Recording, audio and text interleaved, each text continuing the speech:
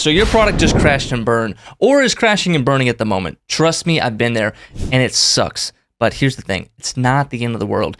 And in fact, it might be the start of something amazing. I'm Jordan, and I've been a part of 200 product launches. And in that mix, not everyone was a standout winner. But you know what? Each one taught me something valuable. So today I'm gonna share with you the 5 things that I do every time a launch goes south. These tactics have saved my ass more times than I can count. But first things first, let's get real. Let's get a little personal. You can't take this launch personally. A failed launch does not mean you are a failure. It just means something didn't work. Maybe the timing was off, or your message didn't hit right, or maybe it was the wrong offer to the wrong person. But whatever it is, you're gonna fix it. Now, let me tell you about my first major flop.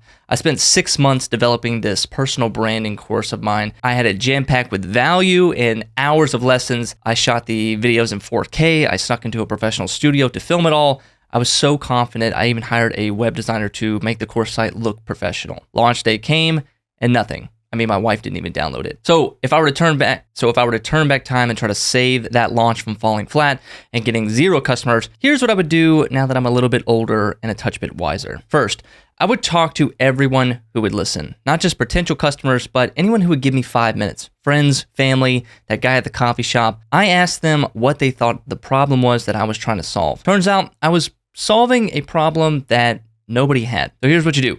Get on every platform you can, email, social media. Hell, you can even go old school and text an old friend. Ask people what they think. Ask people what they think. Find the communities where your audience lives. Don't just stick to where you want to go. Ask genuine questions that get to the heart of the problem. It's not just a question of, would you buy this product or would you buy my product? It's a question of, what is your biggest frustration currently with blank? And actually fucking listen. Don't defend your product. Don't lead the witness. Try to ask a question that suits you. Let me give you an example. I spent a whole day sending video DMs on Twitter to founders.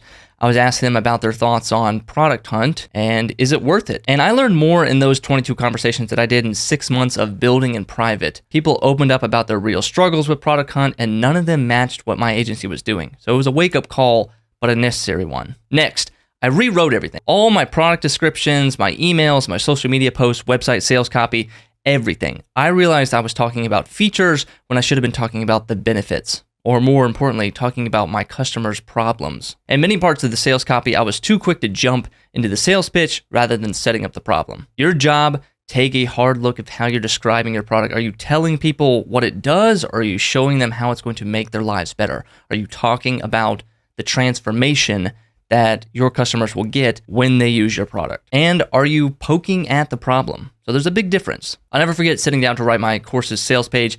At this point, I've probably rewritten that page about 11 times. So when you're in launch mode, get feedback, watch users on your site, and then rewrite the copy where people are falling off. If people aren't even making it past the hero section at the top, then I would focus your efforts there. Next up, find your real audience. Turns out the people I thought that would love my product didn't give a shit. But you know what? But you know who it was? A totally different group that I had not even considered, that wasn't even on my radar. For my online course, I was going to train up-and-coming video editors and teach them how to become faster and more efficient freelancers so that they can get more clients. And the more ads I ran for $1 Million Edit, the more that I saw a new type of student walking in the door. It was small business owners who wanted to train their junior video editors to edit faster. And after talking with these new customers, I made the pivot, and my online course went from $1,000 a month to $10,000 a month. So what you need to do is look at who's actually showing interest in your product. They might not be who you expected, and your first guess is usually wrong. So be ready to pivot your entire approach and reach these new people. By changing who you originally served, you're not a sellout, and you're not a failure. A lot of founders will die on this hill because they want to help that one specific type of person that they had in mind when they first started the company, even if that person isn't buying. And if you're one of those founders, I have a question for you. What's it like being broke?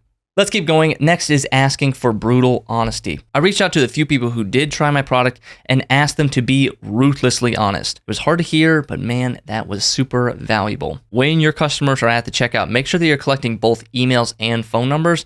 And then once these people do become paying customers, I want you to text them from day 1. I want you to text them on day 7. I want you to text them on day 10. When a customer first walks in the door and they've paid you, that is open and free permission for you to ask them, text them, ask who they are, what is going on in life that brought them here, and what problems they are currently facing. Everything they say in those messages, you're going to take and you're going to rework that into your sales copy, into your social media posts, and into your email marketing. Why do you need to reinvent sales copy when you can just speak like your customers by using their exact words? Now, in those text conversations, you are going to get some brutal feedback about your app. In this case, unlike what I said at the beginning of this video, I do want you to take this feedback personally, because this is the only way for it to stab you in the chest and get off your ass and start improving your product. Their feedback should keep you up at night. Last, I want you to keep going. This is the hardest part. When everything's going wrong, it's tempting to quit. It's tempting to shut it all down, close it, say, hey, this launch is over, guys. We're going to do it next month. Sorry about this. But here's the truth. Every successful entrepreneur has been where you are right now. What you got to do is remember why you started this in the first place, the passion,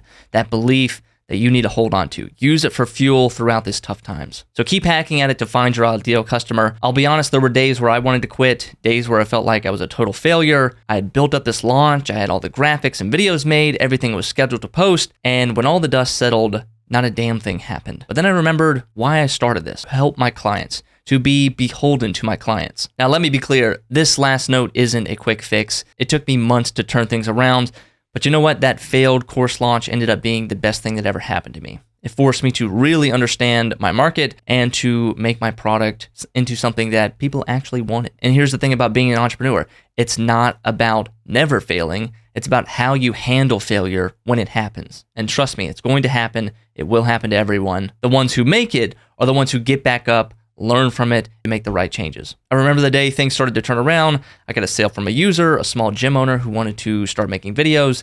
They left a video review. I bookmarked that, and it reminded me why all the struggle was worth it. So if you're sitting there now looking at your failed launch and feeling like shit, I get it. Hell, some days I'm still there, but I need you to do something for me. Take a deep breath, remember why you started this in the first place, and then get back to work. Talk to people. And I mean really talk to them, not just about your product, but about their lives, their struggles.